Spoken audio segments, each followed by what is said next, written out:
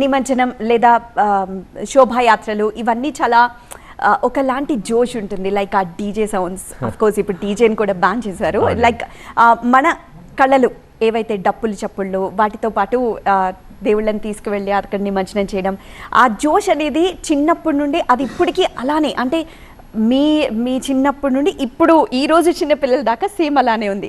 And more over మీరు గమనించినట్లయితే మనకి ఓల్డ్ సిటీ నుండి కానీ లేకపోతే ఇటు కోటి వైపు నుండి కానీ వచ్చే చిన్న చిన్న కార్లలో లైన్గా తీసుకొచ్చే, మనం we can see the visual of there.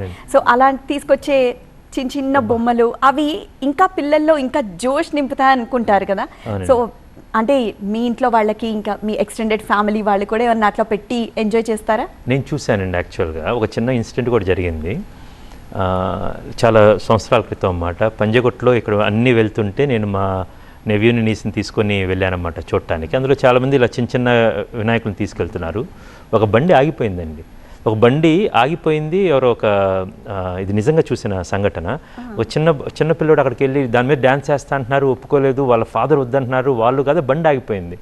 So అక్కడ బండి మీద ఉన్నాడు. సరే బండి ఆగిపోయింది కదా, రా డ్యాన్స్ అని చెప్పి, అప్పుడు అంతా డీజల్ ఇవన్నీ ఉన్నాయి అన్నమాట. చాలా చిన్న పిల్లోడు, మేబీ 7-8 సంవత్సరాలు ఉంటాయి. ఆ పిల్లోని తీసుకెళ్ళి పైన పెట్టారన్నమాట. వినాయకుడి ముందు అతను డ్యాన్స్ వేసాడు, వినాయకుడు కాళ్ళు పట్టుకున్నాడు.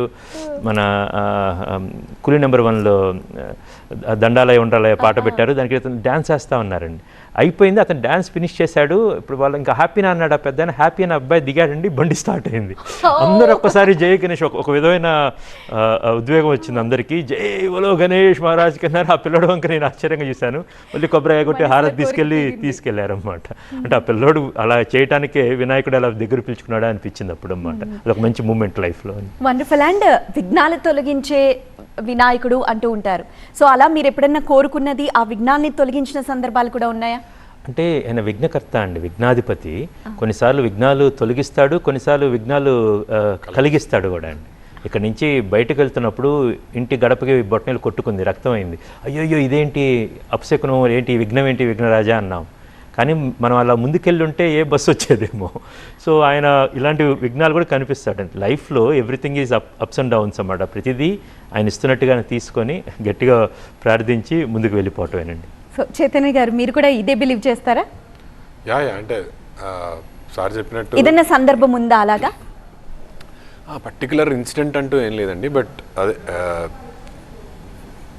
విఘ్నాలు కలిగిస్తారని that is very beautifully said. Because మనం ఒకటి జరగగానే ఇమీడియట్గా నెగిటివ్ థింకింగ్ వచ్చేస్తుంది మనకు, అయ్యో ఇది జరిగిపోయింది కదా ఎట్లా అని. But there could be a positive outcome for that incident. That ఆ రోజు అప్పుడు జరిగిన ఇన్సిడెంట్కి పాజిటివ్ అవుట్కమ్ ఉంటుంది. అది మనం ఇంకా ముందు చూడం వెళ్ళి దీనికే డిసైడ్ అయిపోతాము. సో అప్పుడప్పుడు విఘ్నాలు కలిగించడం కూడా మంచిదే. జస్ట్ లైక్ ఇప్పుడు క్రిష్ గారు మిమ్మల్ని ఈ మూవీకి సెలెక్ట్ చేసినట్టు.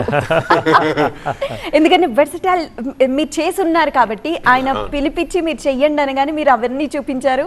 వెంటనే క్రిష్ గారు అట్రాక్ట్ అయిపోయారు. హీ కెన్ డూ దట్ అనిపించింది అనమాట. అయితే అవునండి.